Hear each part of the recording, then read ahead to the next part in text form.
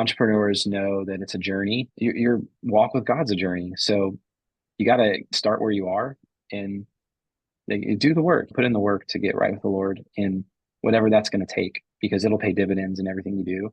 It's going to be much better for you if you took a step than to sit here and plan out your steps, because you're going to take a step and then it's going to go sideways or it's going to go up or down.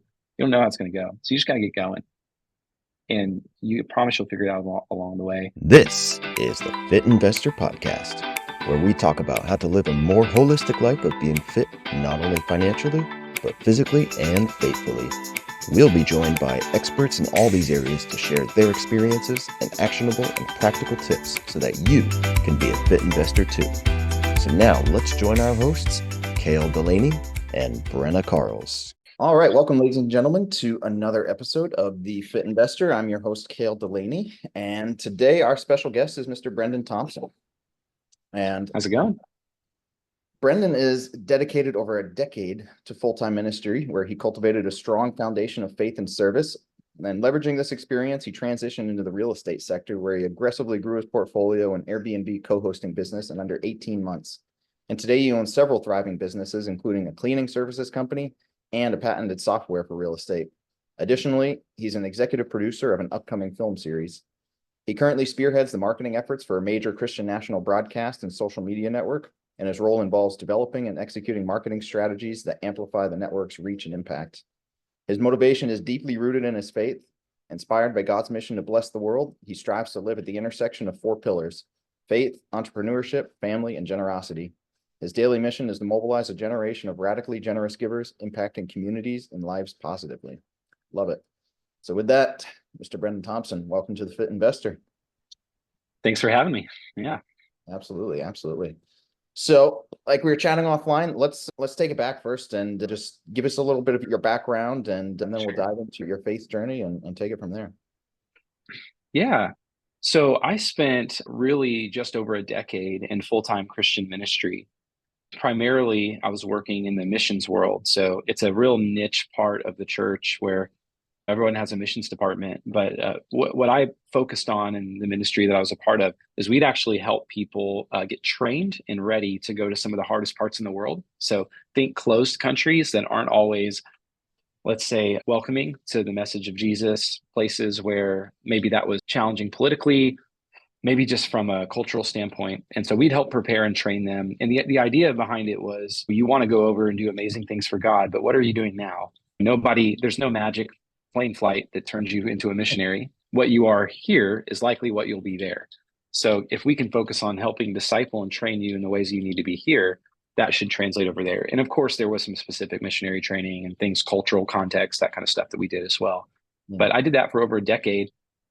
And really, that was even what propelled me into real estate. So I wasn't a real estate guy. I was a ministry guy through and through. And it wasn't until just a few years ago that I actually jumped into this whole world of short-term rentals and all of that. So, yeah. What was your, what was your genesis of your faith, really? The households? When did you come to faith in Christ and all that? Yeah, great question. Definitely grew up in a home, like I think many people in the South. I call myself would call myself a Creaster, Christmas and Easter, or the CEO Christian, whatever you want to call it. Yeah.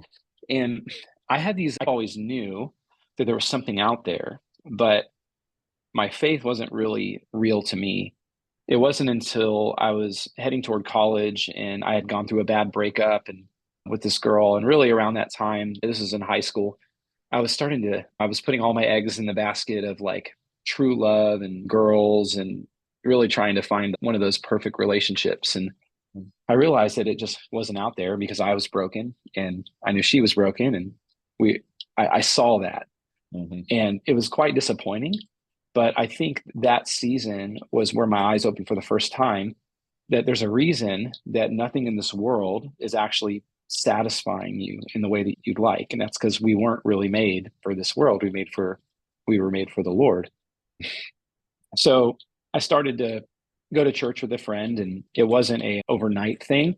It was just a gradual, like I started to understand more and more of the gospel, started to understand more and more. There was a significant moment though, where I recognized that I was living one way, and yet I was starting to claim to believe this thing about Jesus. Right. And I had this moment where I was like, if I say that I believe this, how can I keep living this way? It Right. doesn't make sense, because if this is actually true, if Jesus actually died and rose from the dead, then that fundamentally changes everything. If I actually think that's true, living another way is completely illogical and it Mm. doesn't make any sense. So I did have kind of you could call it a come to Jesus moment where I recognized that the way that I was living wasn't actually lining up with maybe what I confessed.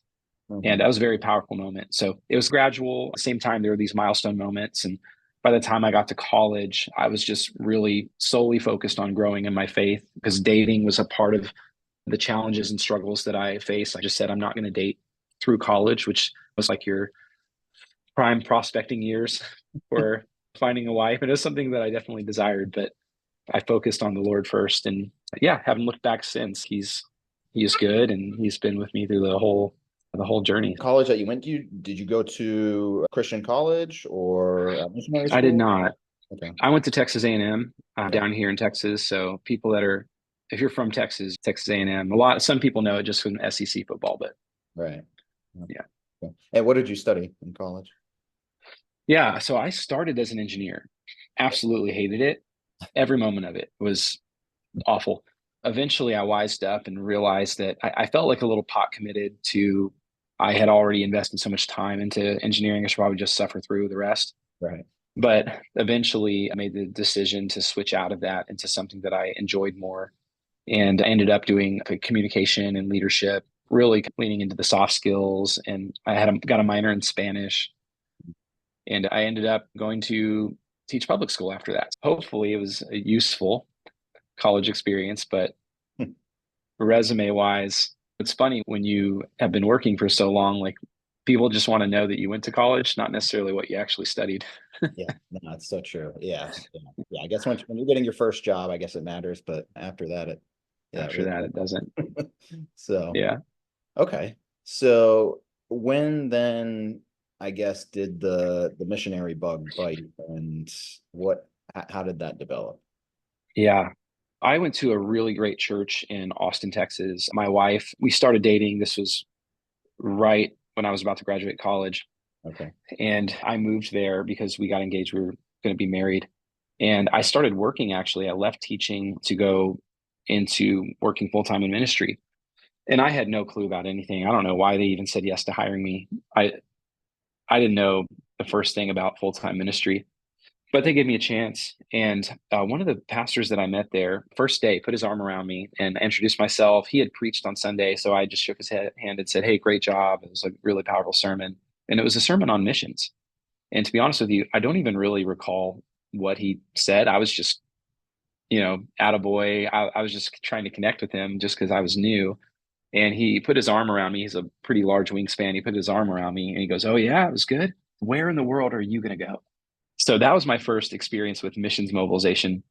And he led the entire team at that church that literally did just that. They'd sit down with people that were even considering missions, thinking about it, and he'd encourage them. And their whole team would sit with people and walk them through the scriptures from Genesis to the maps at the back. This is one story of God's glory that he's getting from all peoples everywhere. And every single one of us plays a part in that story. Every single one of us is meant to live for that, that God wants to redeem people from every tribe, tongue, and nation. And whether you go to Brazil, whether you go to Iran, whether you stay right here in the US, location isn't the issue. It's a matter of your heart. And as I started to study that with them, I just became convinced. It went on a short-term mission trip, and I came back, and I think I told my wife like that next night that I got back that we were going to be moving to Spain. That's where the mission trip was, and she had not had that same context of that trip, and so some of these conversations, so it blindsided her. But thankfully, they had a process in our church for helping people discern that trajectory in their lives. We entered that pipeline, and as we learned more about ourselves, we really just felt led by the Lord to not just be ready to go, but to mobilize others to do the same. And so we kept telling ourselves every year, yes, next year we're going to launch overseas, but until we do, let's train people and send them. And so that we fell into this whole mobilization thing where we were training people to go overseas, intending ourselves to go and bring a team, but every year, it just seems like we kept staying stateside because we kept seeing God bless the work of our ministry. We've been able to send in that tenure, we were able to send, I think it's close to 40 uh, missionaries overseas just by personally training them and being with them in these groups. And then maybe more than that, we were able to raise up other mobilizers like us. And we've been able to send them to other churches where they're doing the same thing, which is really cool because now it feels like a second generation. Like I feel like a grandpa to these people going overseas that I don't even know because I was just a part of helping their mobilizers and their missions leaders growing in their love for the nations. And then when those people started discipling other people, it's just really cool to see that chain effect of that happening. Interesting. Interesting. I'm always curious on how people get into or make the decision to devote their life to ministry or missions because it's it's relatively countercultural, right? Yeah. Most people when they're graduating or whatever, or thinking about their future, their career, they're thinking about how are we gonna make money, how are we gonna build a career, all that type of stuff. Yeah. Whereas a ministry or especially a missionary life is a very different life and a life of, I would Yeah. imagine, a lot of self-sacrificing and things of that nature. And so I'm curious, did you, in the beginnings at least, did you have some of those hurdles to overcome, or did you have some of those some doubts along the way, or just what was that thought process? Yeah. I don't know that we ever experienced doubt in the sense of that it was a good and godly and right thing to do. Mm-hmm. I think some of the challenges that we faced were more practical of nature. So when I stepped into that, we were about to get married. And so my father-in-law had some questions. Hey, what's going on here? And I had to sit him down and explain because despite what people may think, missionaries and missionary trainers don't make a ton of money. And so he was concerned for his daughter's well-being. And so we had to overcome some of those practical hurdles. I had some really great friends that really coached me in understanding the biblical nature of being in ministry full time and what that looks like and what that means. And in my heart, I don't know that I ever experienced a doubt. Now, I did wrestle with should we launch overseas now? And we're always open handed, laying our lives before the Lord, saying, what's next? Mm-hmm. But that part for me was the easy part because the safest place to be is in the center of what God wants for you. Right. And that was clear to us. The practical things, handful of times, certainly not as much as maybe like a military brat with their family, but we moved a lot. That was hard on our family. We probably lived very unhealthily into some of these things. When the lines blur and you're in ministry, every call is a discipleship call and you never quite feel like you can turn it off. Right. And that got really challenging because how do I say no? I'm trying to take time for myself. And then I look at the scriptures and I see Jesus resting and taking time for himself. We tried to Sabbath and rest once a week.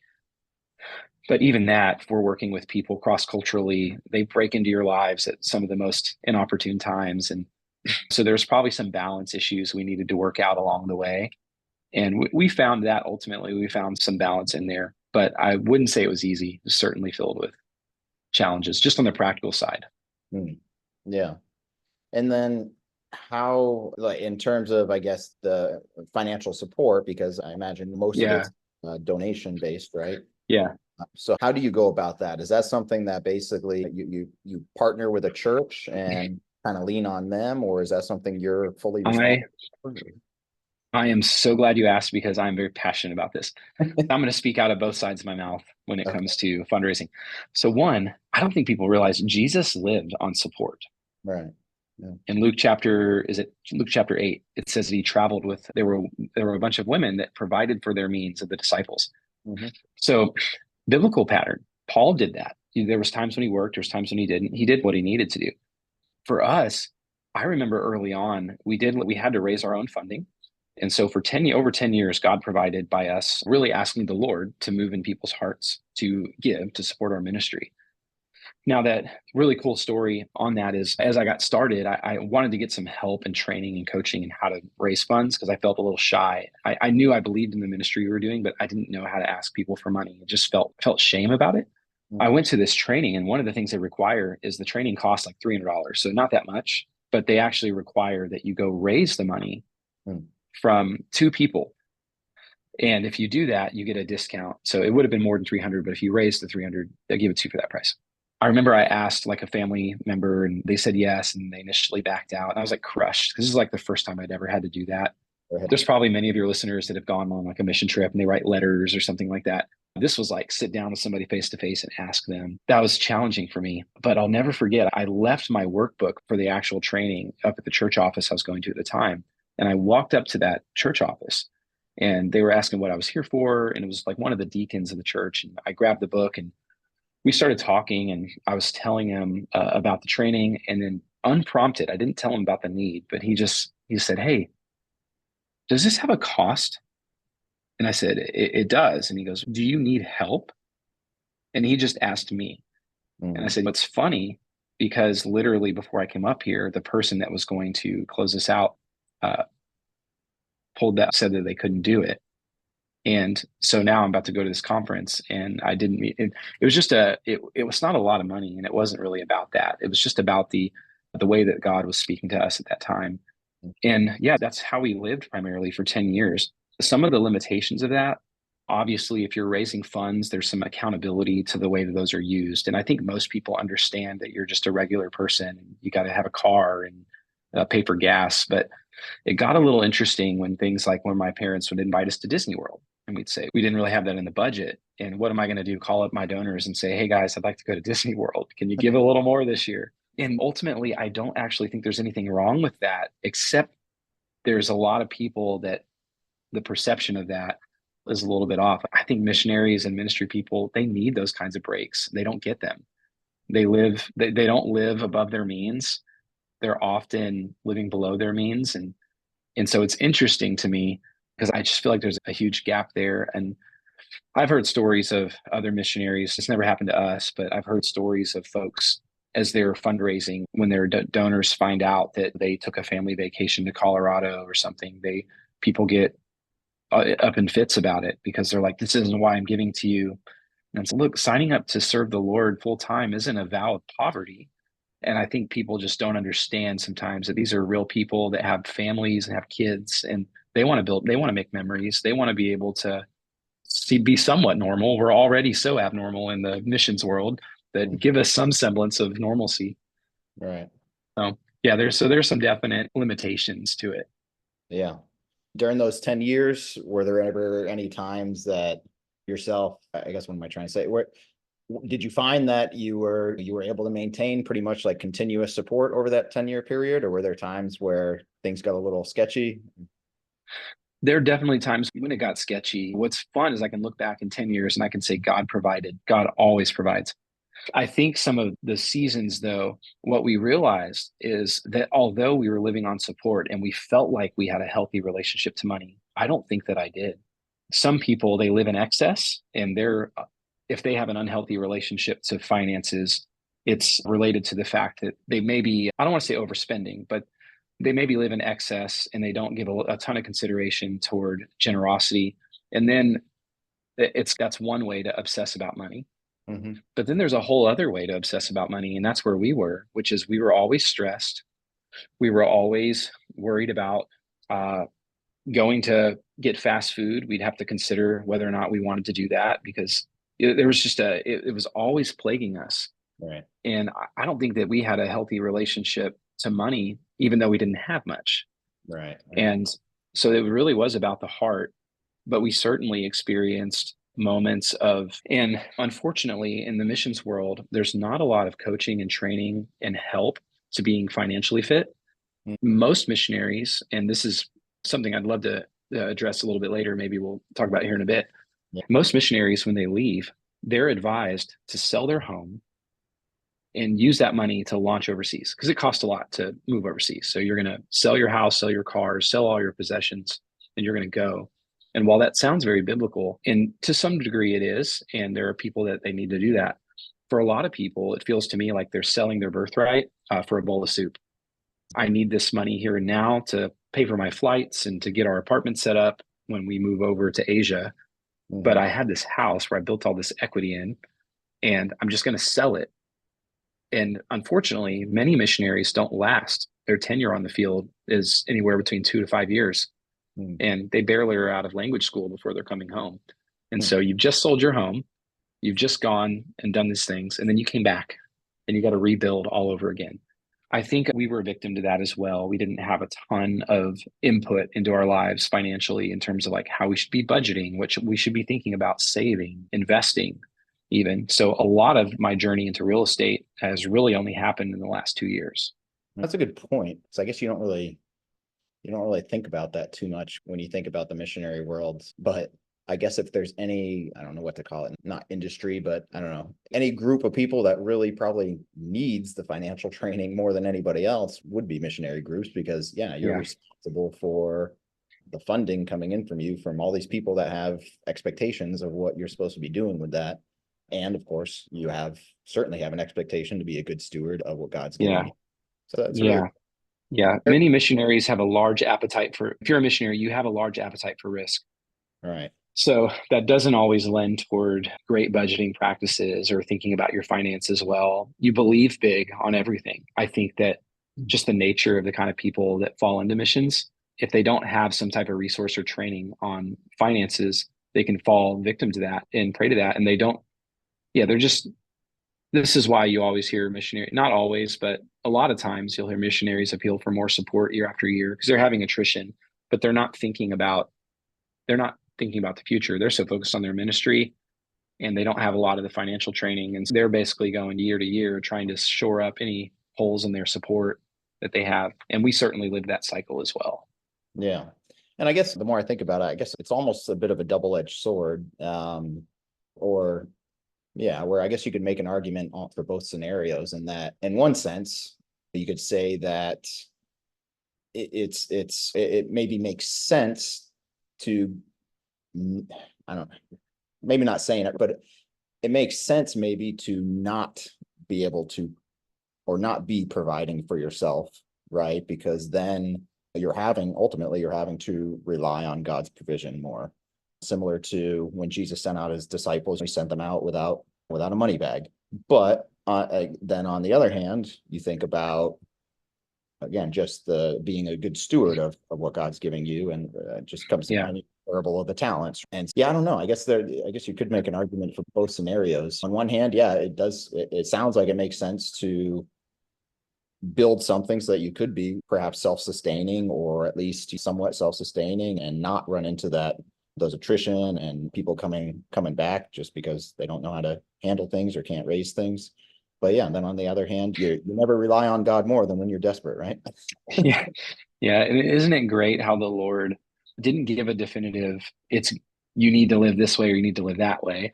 Right. I think there's some beauty in that because it really is dependent and it's really all about context and where you are.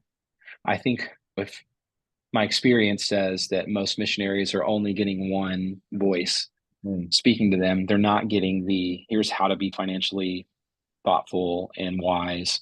They're not getting that. And the truth is probably for most people somewhere in the middle of right. that. Like I know somebody, and he's one of the most incredible men of God I've ever met. Every single year, they clear out every excess dollar that they have and they give it away every year. Mm, They start January 1 with no money. hmm. Wow. And he's done that for 20 years. Yeah. And then I know other people that they don't do that, but they're the ones that support the ministry of this guy. So I think the Lord is kind and that he gives permission to people if they're thinking strategically about God's mission and that they love Jesus and it's a heart issue. I think there's a lot of freedom in the way that looks. Yeah, that's a good point. And it reminds me of, we're chatting offline about my trip to Brazil and all that. But the friend who lives there is my pastor's daughter. And she was actually a guest on the show here probably a few episodes ago as well. But it reminds me of her story, because her family growing up, she was in missionary, like in the Amazon jungle. Like she was actually born in the Amazon jungle, like in a hut. Oh, that's cool. Yeah. And so she grew up in that lifestyle, and then she actually went to missionary school. And she shares that one day in the classroom, the professor asked them, so what does everybody want to do? And she said, I was the only person who raised my hand and said, I don't want to be a missionary, but I want to make a lot of money to support everybody else in this room. And so now she's an entrepreneur, and that's what she does. So it just reminded me of that, because yeah, you need both sides of the coin, right? You need Yeah. a person to be able to go out, and you need the person to be able to support, and they both have their place and Yeah. accomplish the same goal. And it's tricky, right? Because I think there's a lot of people that would say what this gal said, and maybe not her, but there's a lot of people that would say it and not really mean it truthfully. Right. And so it really is a heart thing. And I would just say, if when I know people that maybe greed or love of money is a risk, I always tell them, hey, the best antidote to that is generosity. Mm. So just start the practice of giving it away now. And as you make more, it's easy because you're already doing it. Right. Much harder to say one day when I Right. have enough, I'll give, because the pattern is that just a little bit more, right? It wasn't, who was it that asked? Was it Warren Buffett that was asked how much money is enough? And he said just a little bit more. Yeah. Yeah. So, or And it might have been Rockefeller. I think that's who it was. Yeah. Rockefeller, yeah, yeah. Yeah. So, So I think there's a tricky line there. If you're honest with the Lord, it's not as though he doesn't know what's in your heart. So right. just bringing that out and saying, Lord, help me. And then if somebody's on that fence where they're like struggling with greed, it's, man, find ways to be generous. And what I find is the most happy, productive, and even wealthy people, they're pretty generous. Mhm.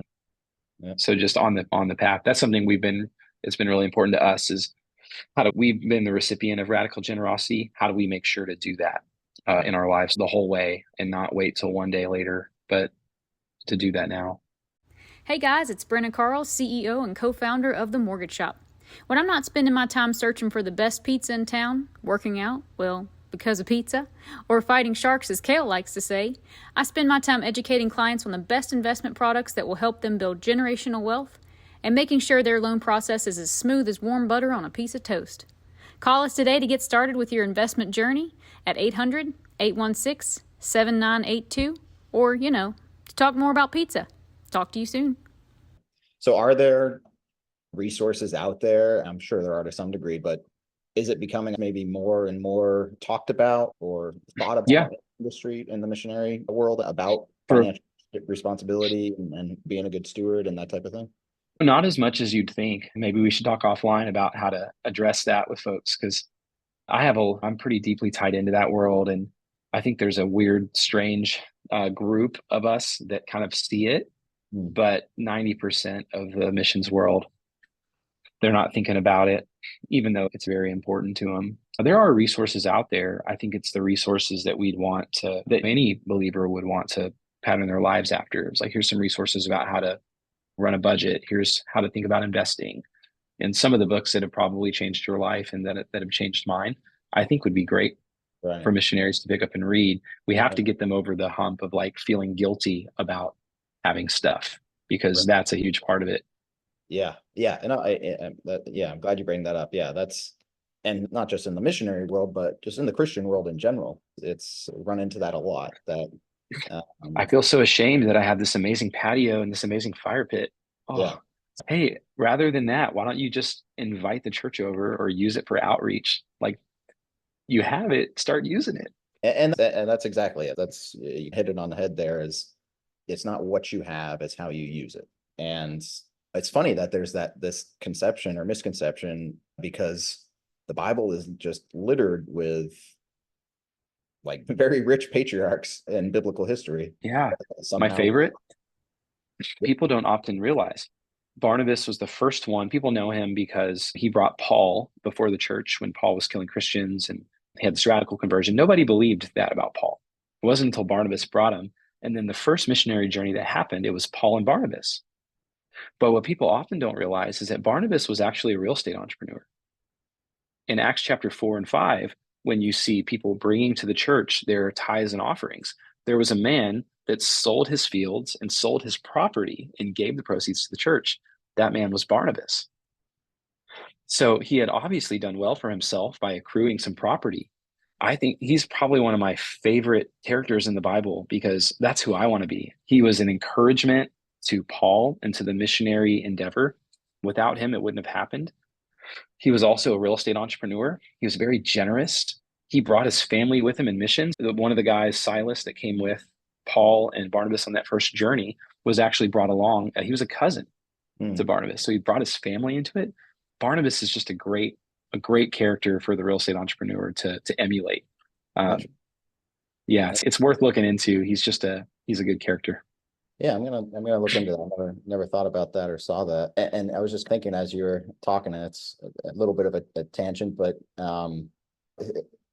when you look at the examples of, again, how these very wealthy patriarchs handled their money or their possessions versus today, like today, for example, if we're going out to buy something, what do we try to do? We try to get the best deal possible, right?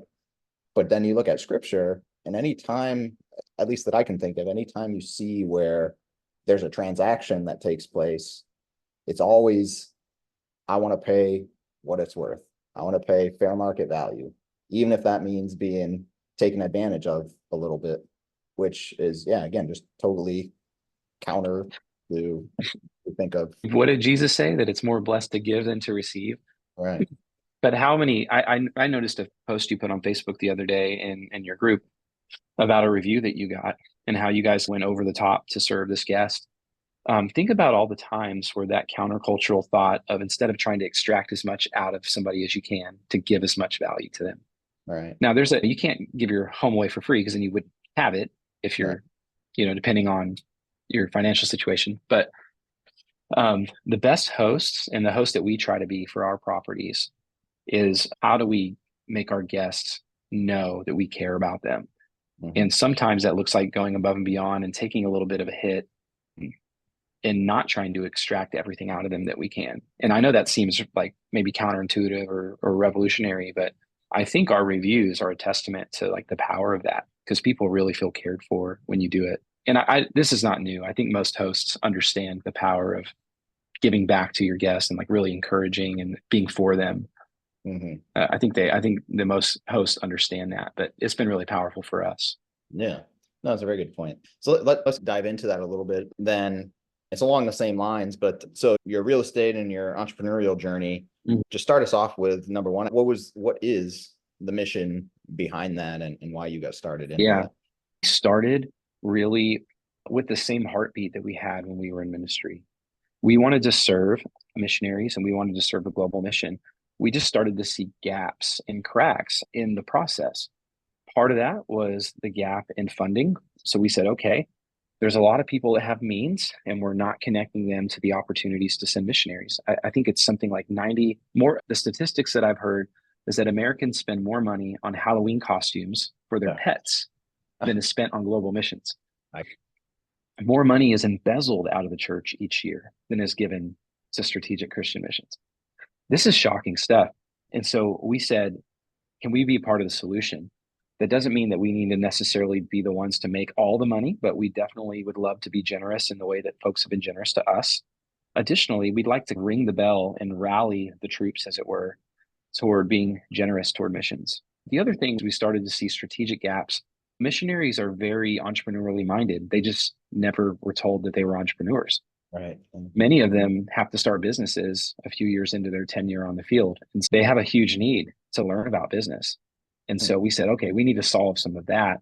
And then thirdly, the reason that short-term rentals and real estate made so much sense to us was primarily because we've got all these people that are leaving their homes, and all these missionaries that when they come home, they need places to stay. It's a very practical need. And so we stepped into that particular space because we were seeing the need. And then really we were starting to wise up to some of these financial paradigms that we weren't exposed to early on. Right. And going from this, not that we're living any less radically or by faith, but going from this like support raise mentality to, okay, how do we create sustainable businesses that make cash flow, that we're not looking for we're not looking for the easy life. We're looking for things that pay dividends beyond what we like, the seed that we sow, so that we can continue to be generous and be free to do the ministry that God has called us to do. So Right. those were some of the things that led us into it. And this really only happened just a few years ago for us, where we stepped into it full time. Mm. And since then, it seems things have gone pretty well. You've scaled pretty decently in that short period of time.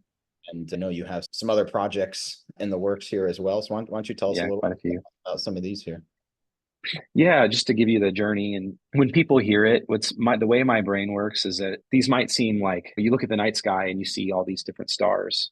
But if you know about constellations, you'll draw little imaginary lines in your head about how they're connected. Right. So these might all seem like very disparate things, but in my head, they all fit into the puzzle. But it started with a CEO for one of the companies that I helped found, just called STRIQ. He approached me because he knew I'd had some dabbling in tech.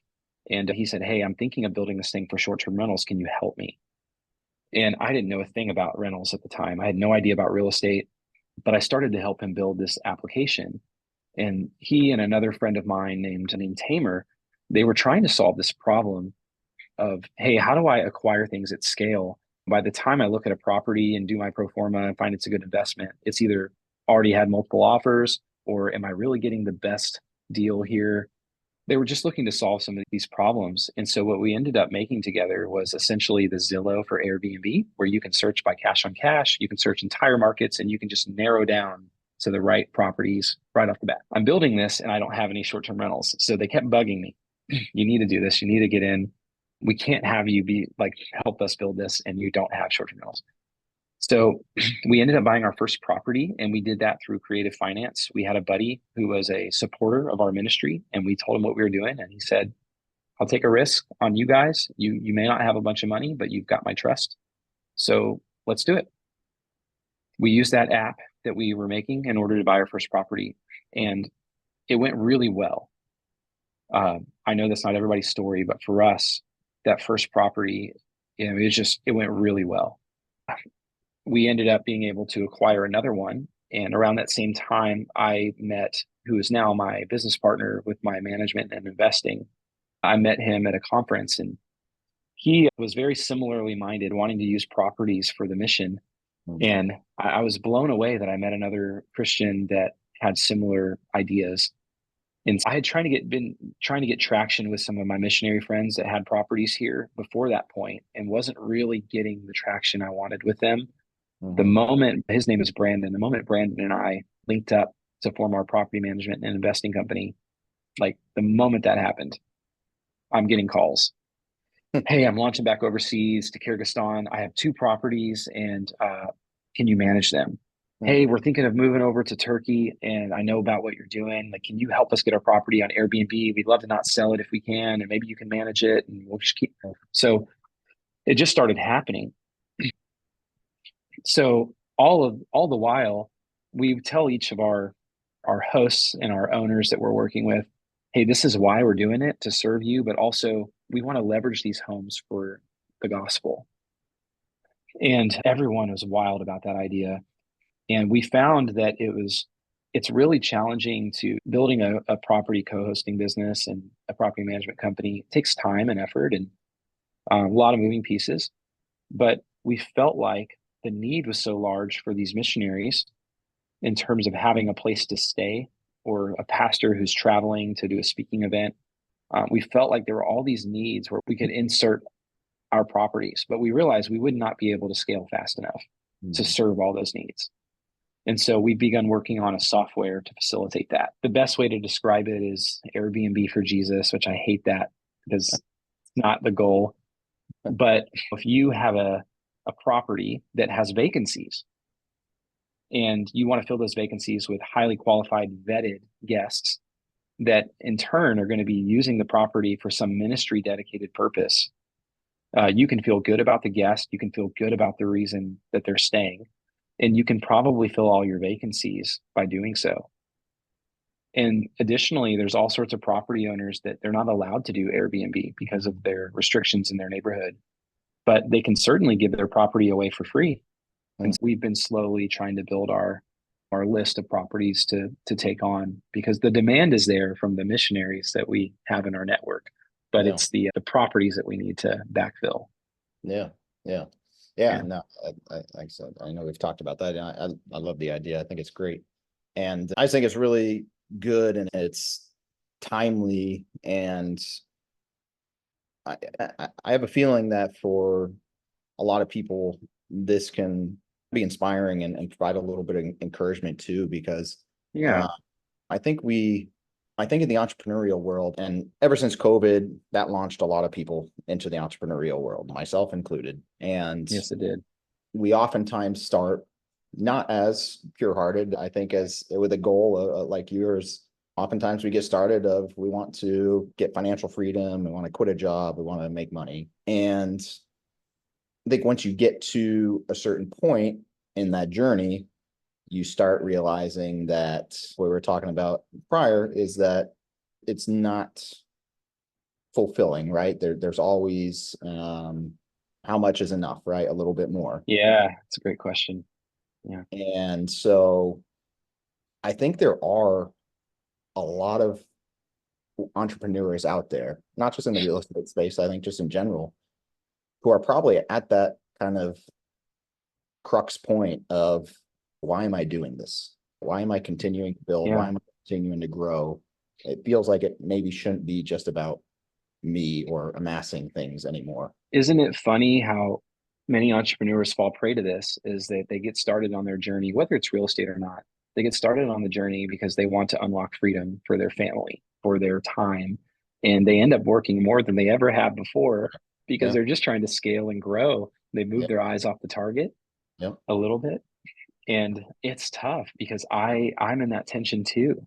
Even I would love to say that some of my issues that I had with money and kind of feeling like we're always tight, I think that's going to be something that I'm going to have to battle with.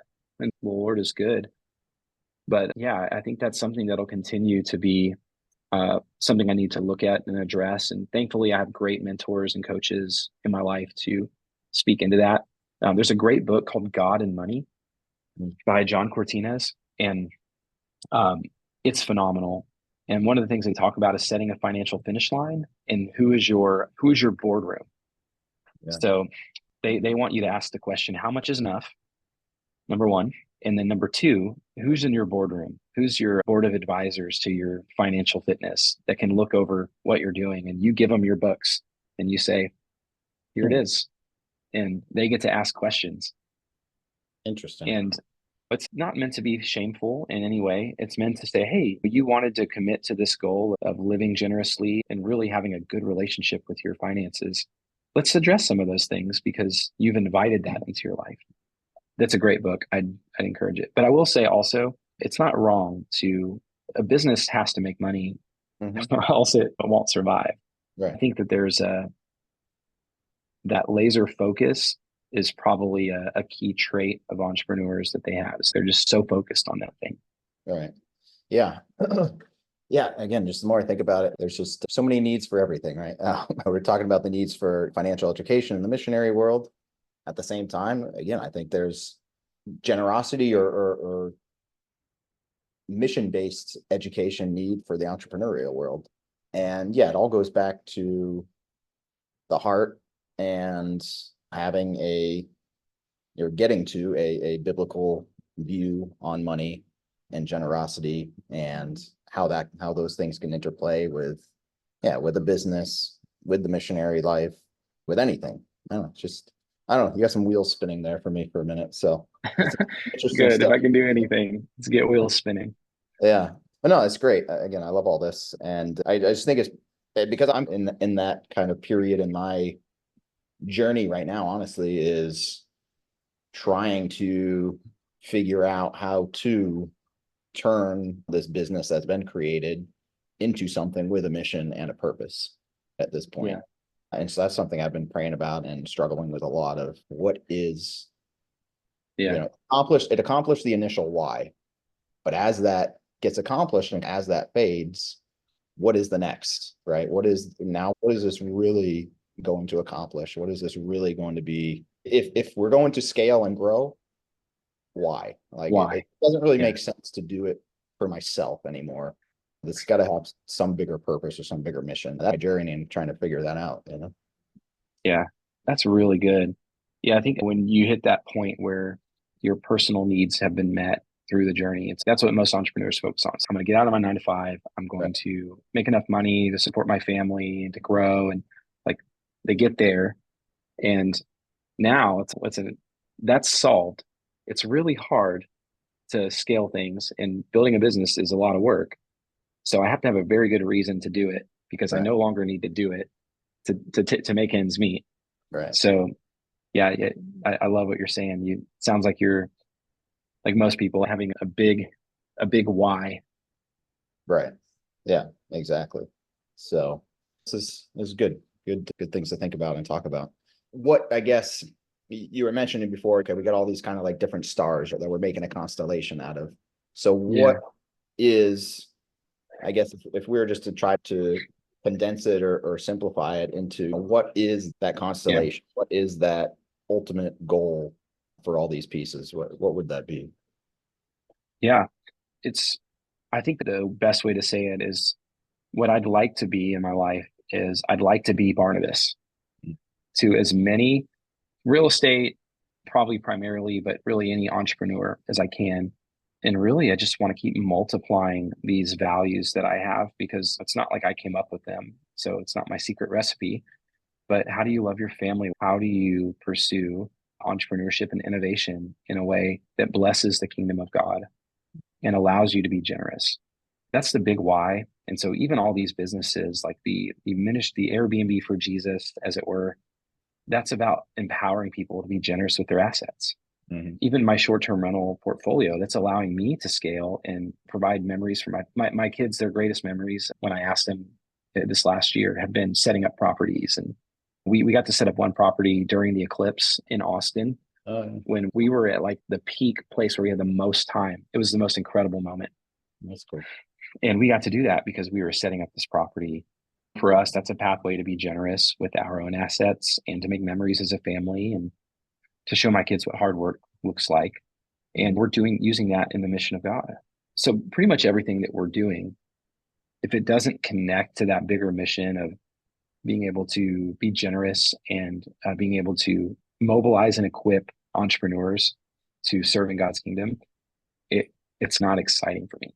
Um, and even you mentioned at the beginning of my bio, the film was born out of a desire to highlight the plight of the refugee in the city that I live in, because we have a lot of refugees here. And they're some of the most incredible people, but they don't get a ton of resources and they don't get the spotlight a ton. They're looked down on. And many of these people, they came over from Afghanistan because they served with the US military and the Taliban put a hit on their family, which is why they're here. And yet the narrative about them is we'll get these people out of here. Right. I'm like, you don't realize these people are serving our country over Right. in theirs, and they fled here because of it. Even things like that, like it all really has to have a purpose uh, to mobilize the church to serve with their gifts. And that's the constellation or the picture is for me.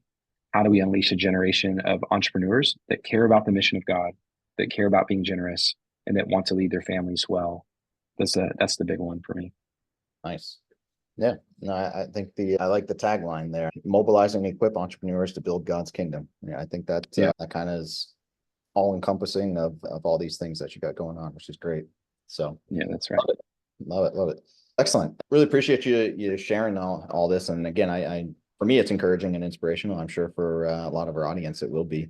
And we wrap up and so you've talked about a lot of like big ideas. So maybe this would actually be good. We'd like to ask for like 3 actionable or practical tips based on what we talked about. Sure. So maybe if you can give our audience a few things of that will help them mobilize Yeah, and sure. for building God's kingdom. Yeah, I'd say the first one, pretty simple, get right with the Lord, daily process. It's like entrepreneurs know that it's a journey. Your walk with God's a journey. So you got to start where you are and do the work, put in the work to get right with the Lord and whatever that's going to take, because it'll pay dividends in everything you do.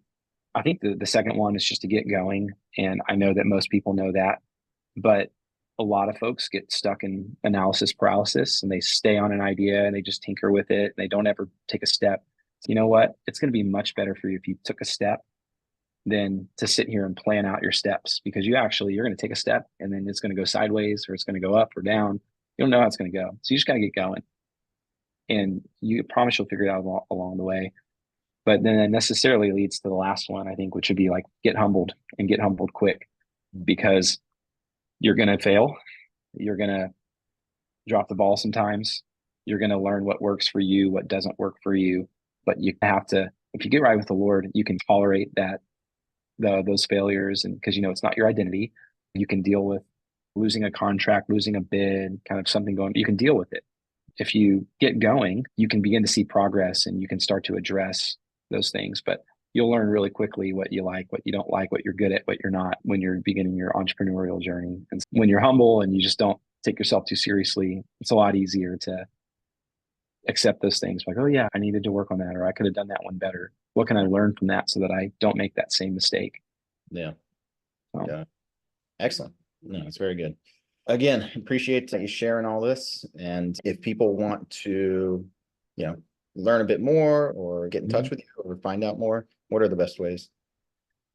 yeah, I don't know if you can drop my email. That's probably the easiest way. I'm pretty accessible through email. As much as I like do in the marketing world, I'm not very social on social. So email is probably the best. But people can also look us up on we do have a site at striq.com is probably the best way to reach me, most visible site for me. So they can look me up there or send me a direct email and I'll send it to you after this. All right. Excellent. Very good. Thank you again, Brendan. We appreciate your time. And ladies and gentlemen, stay tuned for another episode of The Fit Investor. Take care. All right.